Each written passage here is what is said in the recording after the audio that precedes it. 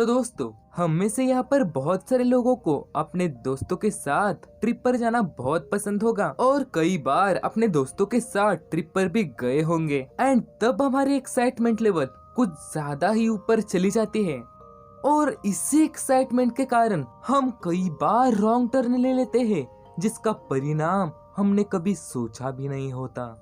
तो नमस्ते दोस्तों, आप सभी लोगों का स्वागत है मूवीज असेंबल में। तो दोस्तों, अब आप साफ साफ समझ गए होंगे कि आज हम बात करने वाले हैं यानी कि एक्सप्लेन करने वाले हैं wrong turn the foundation movie को, जो कि रॉन्ग टर्न 1 मूवी का रिबूट वर्जन है। तो चलिए दोस्तों, देखते हैं रॉन्ग टर्न मूवी के एक्सप्लेनेशन को। मूवी के स्टार्टिंग में हमें एक आदमी को दिखाया जाता है जिसका नाम होता है स्कॉट एक शहर के पुलिस स्टेशन में आया होता है अपनी बेटी जेनिफर को ढूंढने के लिए। जेनिफर यानी कि जेन कुछ हफ्ते पहले अपने दोस्तों के साथ वेकेशन पर निकली होती है एपलेचिन ट्रायल्स पर अब इस बात को 6 हफ्ते हो चुके हैं। स्कॉट को जेन का लास्ट कॉल इसी टाउन से आया था, इसी वजह से स्कॉट इस टाउन में आया होता है। पर इस पुलिस वाले से स्कॉट को कुछ खासा जानकारी नहीं मिल पाती। अब स्कॉट उस लॉज में जाता है जहाँ पर जेन और उसके सभी दोस्त ठहरे थे, पर यहाँ पर भी जेन के बारे में कुछ जानकारी नहीं मिलती। अब स्कॉट पूछताछ करते करते पहुँच जाता है एक बार जहाँ पर उसकी नेट नाम के एक आदमी से मुलाकात होती है। यहाँ पर नेट बताता है कि उसने जेनिफर और उसके दोस्तों को देखा है, पर अब वो कहाँ होंगे ये तो उसे नहीं पता। पर लास्ट में नेट बताता है कि अगर वो सब लोग जंगल में गए हैं और वहाँ पर जाकर रास्ता भूल गए हैं, भटक गए हैं, तो तुम उनके आने की उम्मीदें छोड़ देना, क्योंकि जंगल में जो भी गुम हो जाता है वो कभी भी लौट कर वापस नहीं आता। अब हमें ज्यादा सस्पेंस में ना रखते हुए जल्दी से पास्ट में ले जाया जाता है, जहाँ पर अब हमें एडम, मिली, गैरी, लुइस, जेन और उसके बॉयफ्रेंड डेरियस को दिखाया जाता है। ये सभी लोग वर्जीनिया के एक टाउन में जा रहे थे एंड तभी अचानक से उनकी गाड़ी पंक्चर हो जाती है, पर जेन को टायर बदलना आता होता है, इसी वजह से उनके सामने कोई प्रॉब्लम नहीं आती। अब बस थोड़ी ही देर में वो होटल पहुंच जाते हैं, जहाँ पर की मेड उन्हें सलाह देती है कि तुम यहाँ पर हाइकिंग पर आए हो तो अपने ट्रायल पर ही बने रहना, गलती से भी रास्ता ना भटकना, नहीं तो बहुत बुरा हो सकता है। शाम को वो सभी लोग बार में चले जाते हैं, जहाँ पर हम नेट को भी देखते हैं। यहीं पर ही नेट जेन और उसके सभी दोस्तों से मिला था और उनमें कुछ बात पर झगड़ा भी हुआ होता है। नेट ने उन सभी को वार्न किया होता है कि जंगल बहुत खतरनाक है, इसलिए तुम वहाँ पर गाइड लेकर ही जाना, पर उनमें से कोई भी इस बात को सीरियसली नहीं लेता। अब वो सभी लोग बाहर से निकल ही चुके होते हैं कि तभी एडम वहाँ पर देखता है कि कोई तो आदमी कार के अंदर झांक रहा है। ये देखकर वो उसकी तरफ बोतल फेंकता है और जोर जोर से गालियाँ देना शुरू कर देता है और पलक झपकते ही वो आदमी वहाँ से भाग जाता है। यहाँ पर डेरिस जेन को बता रहा होता है कि उसका एक सपना है कि वो एक ऐसी कम्युनिटी बनाए जहाँ पर कोई भी भेदभाव ना हो, सभी लोग एक साथ मिलकर रहते हो। ये डेरिस जेन को बता ही रहा होता है कि तभी हमें वहाँ पर पीछे किसी की तो परछाई दिखती है। जब अगले दिन की सुबह होती है तब हम देखते हैं कि जेन जॉगिंग को जा रही होती है और वो भी एक अनजान शहर में। ओके, जेन आगे जाकर एक स्टॉल के पास रुक जाते हैं, जहाँ पर उसकी मुलाकात होती है एडिथ नाम के एक औरत से और उसके साथ साथ ही उसकी छोटी बहन रुति से। साथ साथ ही जेन वहाँ से एक ब्रेसलेट भी खरीद लेते हैं।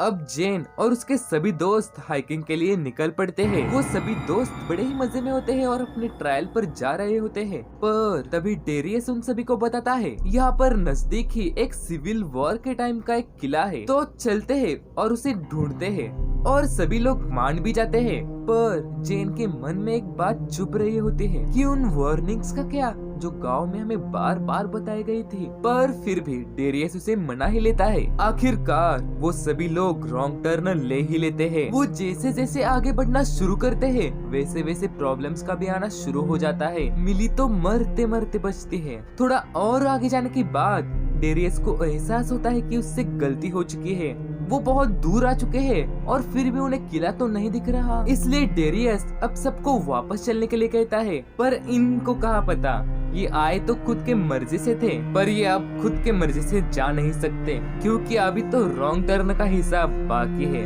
अब एक बड़ा सा पेड़ का तना उनके तरफ लुढ़कते हुए आता है। वो सभी लोग अपनी जान बचाकर भागते हैं और मरते मरते बच जाते हैं, बट सभी नहीं बच पाते। उनमें से गैरी मर जाता है और वो भी बहुत ही बुरी तरह। अब डेरियस कहता है कि सब मेरी ही गलती है, पर एडम उसको समझाता है कि सिर्फ तुम्हारी ही गलती नहीं है, गलती तो सबकी है।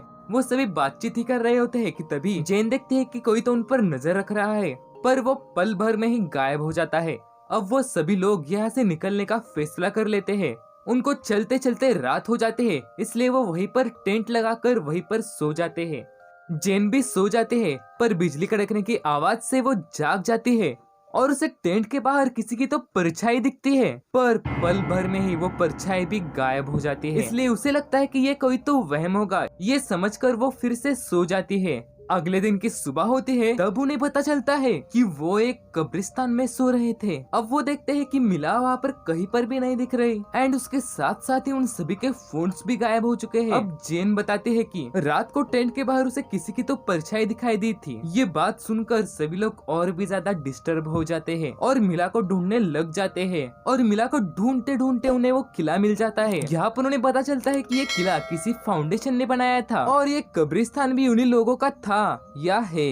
यहाँ पर जेन को एक छोटी बच्ची दिखती है जो कि रूती होती है, जिसे हमने शहर में देखा था। एडम भी रूती को देख लेता है और उसको मिली के बारे में सवाल पूछने लग जाता है, जिससे घबराकर रूती वहाँ से भाग जाती है और एडम भी उसके पीछे भागने लग जाता है। भागते भागते एडम नीचे गिर जाता है और एक ट्रैप में फंस जाता है। अब एडम का पैर चेन में फंस चुका है और उसे कोई तो दूसरी तरफ से खींच रहा है। सभी लोग एडम को बचाने की कोशिश करते हैं, पर अब उसे एक गड्ढे में खींच लिया जाता है। डेरियस उस गड्ढे में अंदर जाने की कोशिश करता है, पर वहाँ पर एक सांप होता है, जिससे अब वो समझ जाते हैं कि वो अब एडम को नहीं बचा सकते। वो यहाँ से थोड़ी से दूर गए ही होते हैं, तभी उन्हें वहाँ पर एक छोटा सा घर दिखता है, जहाँ पर उन्हें बहुत कुछ सामान, बहुत कुछ हथियार और बहुत सारे मोबाइल दिखते हैं। तभी उन्हें किसी के तो आने की आवाज आती है। उन्हें वहाँ पर दो अजीब से लोग दिखते हैं जो कि कोई शिकारी लग रहे होते हैं और वो देखते हैं कि एडम भी उनके साथ ही है। ये देखकर डेरियस वहाँ पर भाग कर जाता है। डेरियस उन दोनों अजीब लोगों को एडम को छोड़ने के लिए कहता है, पर उन दोनों को इंग्लिश भाषा समझ नहीं आ रही होती। वो दोनों भी डेरियस के साथ कम्युनिकेशन करने की कोशिश कर रहे होते हैं।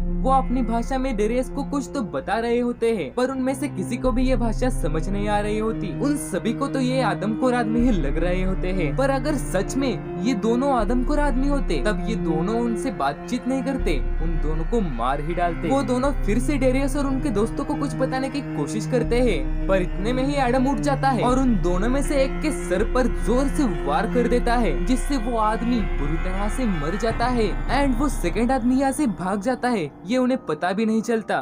अब एडम उन सभी को बताता है कि जरूर इन्होंने ही मिला को मारा होगा एंड ये मुझे भी मारने वाले थे। ये बहुत ही बुरे आदमी थे, इसलिए मैंने इन्हें मार डाला। पर अब हम देखते हैं कि मिला तो मरी ही नहीं, मिला तो जिंदा है। वो तो टॉयलेट के लिए गई थी और इन अजीब आदमियों को देखकर चुप गई थी। अब सबको पता चलता है कि एडम के हाथों एक इनोसेंट आदमी का खून हो चुका है, पर फिर भी वो यहाँ से चुपचाप निकल पड़ते हैं। पर अब ये जंगल कहाँ उनको चुपचाप जाने देने वाला है। आगे जाते हुए डेरियस एक ट्रैप का शिकार हो जाता है, पर वो बच जाता है। अब फिर से एक बार सभी लोग आगे निकल पड़ते हैं। अब एक आदमी लुइस को दबे पाव किडनैप कर लेता है। ये बात सबको पता चलने तक देर हो जाती है। वो लोग चारों तरफ से आ रहे हैं। ये देखकर एडम और मिली दोनों भागना शुरू कर देते हैं। इस वजह से वो दोनों जेन और डेरियस से बिछड़ जाते हैं। अब भागते भागते मिली का पैर एक ट्रैप में फंस जाता है। इस ट्रैप के वजह से मिली बहुत ही ज्यादा जख्मी हो जाती है। वो एडम से मदद मांगती है, पर एडम उसकी मदद ना करते हुए वहाँ से भाग जाता है। उसके जाते ही वहाँ पर वो शिकार करने वाले लोग आ जाते हैं और मिला को मार डालते हैं और इसके बाद ही एडम भी पकड़ा जाता है। दूसरी तरफ जेन और डेरियस भी उनसे बचने की बहुत ज्यादा कोशिश करते हैं, पर आखिरकार वो दोनों भी पकड़े जाते हैं। अब उन सबको एक गांव में ले जाया जाता है, जहाँ पर फाउंडेशन कम्युनिटी के लोग रहते हैं। एडिथ और रूथी भी इसी कम्युनिटी से बिलोंग करते हैं। यहाँ पर हम देखते हैं कि इस कम्युनिटी के सभी लोग मिलजुल कर रहते हैं और सब काम मिल बांट कर करते हैं। उन्हें कोर्ट में पेश किया जाता है, जहाँ पर इस केस का डिसीजन देने वाला है वेनाबल, जो कि इस कम्युनिटी का लीडर है एंड उसके साथ ही एडिथ और रूथी के डैड भी हैं। उन चारों को यहाँ पर लाने का एक ही कारण था, वो ये था कि एडम ने उनके कम्युनिटी में से बिलोंग करने वाले आदमी का खून किया है। अब इस केस पर सुनवाई शुरू हो जाती है। सबसे पहले एक आदमी गवाह देता है, इनमें से कोई भी इंसान अच्छा नहीं है, ये सब लोग बुरे हैं, बल्कि ये हमसे हेट करते हैं, बल्कि ये वही इंसान होता है जो गाड़ी के पास ठहरा होता है। अब दूसरे गवाह को बुलाया जाता है जिसका नाम होता है मॉर्गन। मॉर्गन मरे हुए इंसान का भाई होता है और डेथ सीन पर भी वो उसके साथ ही होता है। मॉर्गन बताता है कि वो और उसका भाई सैमुअल दोनों शिकार पर निकले थे। तब वो लगाए हुए ट्रैप्स की जांच कर रहे होते हैं। तब उन्हें लगता है कि इस ट्रैप में कोई तो हिरन फंसा है, पर गलती से उस ट्रैप में एडम फंस गया होता है। ये देखकर वो एडम को फिर से एक बार माउंटेन के नीचे ट्रायल पर छोड़ने के लिए निकल पड़ते हैं और तभी उनके रास्ते में ये सभी लोग मिल जाते हैं। मॉर्गन और सैमुअल उन्हें बहुत समझाने की कोशिश करते हैं कि वो एडम को छोड़ने के लिए जा रहे हैं, पर इसने यानी कि एडम ने मेरे भाई को मेरे आंखों के सामने ही मार डाला। अब वेनेबल अपना फैसला सुनाने से पहले जेन को भी गवाही देने के लिए कहता है, पर जेन झूठ बोलते हैं कि एडम ने खून नहीं किया। अब वेनेबल अपनी बेटी रूथी को पूछता है कि सैमुअल को किसने मारा था, क्योंकि रूथी भी डेथ सीन पर प्रेजेंट थी। वो बता देती है कि एडम ही खूनी है। अब वेनेबल अपना फैसला सुनाता है। एडम को खून के इल्जाम से मिलती है सजाए मौत और बाकी सबको झूठ बोलने के कारण जीवन भर के लिए अंधकार की सजा। पूरे फाउंडेशन कम्युनिटी में वेनाबेल और एडिथ इन दोनों को ही इंग्लिश समझ में आती है, क्योंकि वेनाबेल इस कम्युनिटी का लीडर है इसलिए उसे इंग्लिश समझ आती है और एडिथ शहर में सामान बेचती है इसलिए। अब एडम को उसी तरह से मारा जाता है जिस तरह से उसने सैमुअल को मारा था। इसके बाद लुइस की भी जीभ काट दी जाती है और उसकी दोनों आंखें निकाल दी जाती है। अब जेन और डेरियस के साथ भी यही होने वाला है। क्या सिर्फ एक रॉन्ग टर्न के कारण उनकी पूरी जिंदगी खत्म हो जाएगी? तो दोस्तों आगे क्या होगा? जेन और डेरियस क्या बच पाएंगे या नहीं, ये हम देखेंगे पार्ट 2 में।